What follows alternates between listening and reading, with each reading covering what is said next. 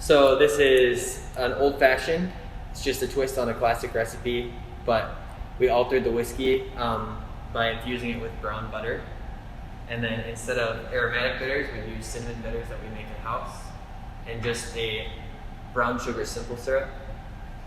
Put it in a bottle of our whiskey. Let it sit at room temp for about an hour. Shake it up good, then put it in the freezer. The butter separates and imparts just the nutty, smooth, creamy flavor of the butter. Stir it for about 20-30 seconds.